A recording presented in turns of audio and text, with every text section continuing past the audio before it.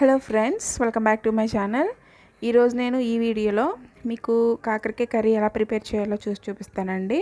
చేదు అస్సలు ఉండదు. అదే ఎలా చేయాలో చూద్దాం ఇప్పుడు. ఓకేనా. నేను ముందుగా కాకరకాయలని తీసుకుని ముందు పైన చొక్క అంతా చెక్కేసి ఇలా చిన్న చిన్న ముక్కల కింద కట్ చేసి పెట్టుకున్నాను. ఓకేనా. ఇలా పెట్టుకున్న తర్వాత మనం కొంచెం సాల్ట్, కళ్ళుప్పు కానీ మామూలు ఉప్పు కానీ వేసేసుకొని ఒకసారి మొత్తం అంతా దానికి పట్టించేసి ఒక పక్కన పెట్టేసుకుందాం. ఒక 5 మినిట్స్ అలా పక్కన పెట్టేసుకుందాం. సో అది ఓకే.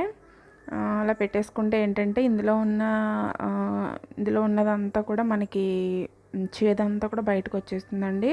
అలా ఒక 5 మినిట్స్ అయిన తర్వాత ఇందులో కొంచెం వాటర్ పోసుకొని మనం శుభ్రంగా వీటిని క్లీన్ చేసేసుకుందాం.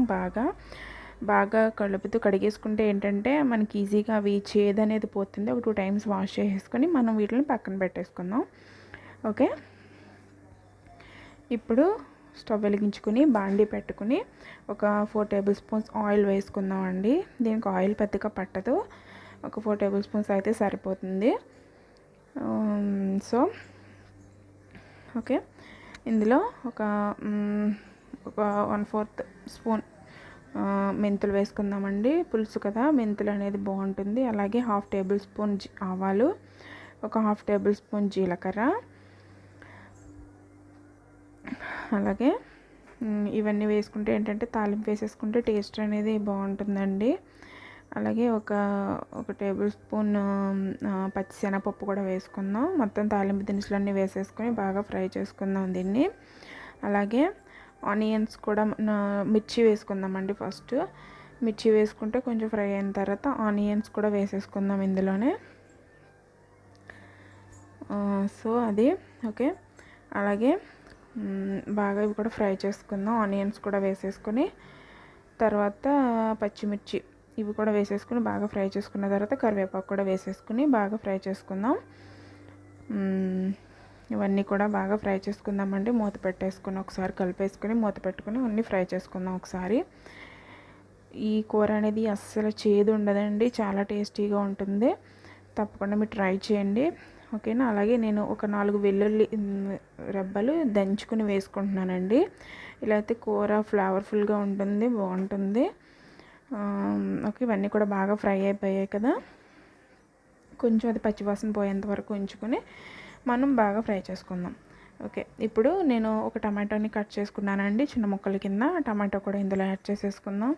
టమాటా వేస్తే ఏంటంటే కూర అనేది టేస్ట్ బాగుంటుంది. అంతేకాకుండా టమాటా వల్ల కొంచెం మనకి జ్యూసీగా కూడా ఉంటుంది, గ్రేవీ కూడా వస్తుందండి కర్రీ అనేది. ఓకే. ఇది మనం ఒక లిడ్ పెట్టేసుకొని కొంచెంసేపు మగ్గించుకుందాం. ఒకసారి చూద్దాం. ఓకే. బాగా మగ్గిపోయాయి కదా ఇవన్నీ కూడా. ఒకసారి మనం కలిపేసుకుని ఇవన్నీ కూడా. ఇప్పుడు కాకరకాయ ముక్కలు ఉన్నాయి కదండి, ఇవి కొంచెం మన వాటర్ పీల్చుకుంటాయి కదా, కొంచెం మనం గట్టిగా చేతితో ఇలా పిండేసుకొని ఇందులో యాడ్ చేసేసుకుందాం. ఓకే. సో అది ఓకే. ఇలా వేసేసుకున్న తర్వాత బాగా ఒకసారి మిక్స్ చేసేసుకొని మనం కాసేపు మగ్గించుకుందామండి వీటిని. ఇలా మగ్గించుకుంటే ఏంటంటే త్వరగా ఉడికిపోతుంది కూర అనేది, పచ్చివాసన కూడా పోతుందండి. ఇందులో ఆల్మోస్ట్ చేదు అనేది చాలా మట్టికి పోతుంది. ఓకే. చేదు అనేది ఉంటుందండి, అస్సలు లేకుండా ఉండదు. కాకపోతే ఏంటంటే ఇలా చేసుకుంటే ఏంటంటే పిల్లలకు కూడా చేదు అనేది కూడా ఇష్టం ఉండదు కదా. ఇలా చేస్తే వాళ్ళు ఇష్టంగా కూడా తినేస్తారు. సో అది ఓకే. లిడ్ పెట్టేసుకొని మనం ఒక 2 మినిట్స్ అలా మగ్గించుకుందాం ముక్కలన్నిటిని కూడా. ఓకే. మొత్తం అన్నీ మగ్గిపోయింది కదండి. ఇప్పుడు ఒక్కసారి మిక్స్ చేసుకొని ఇందులో మనం స్పైసెస్ యాడ్ చేసేసుకుందాం 1 బై 1.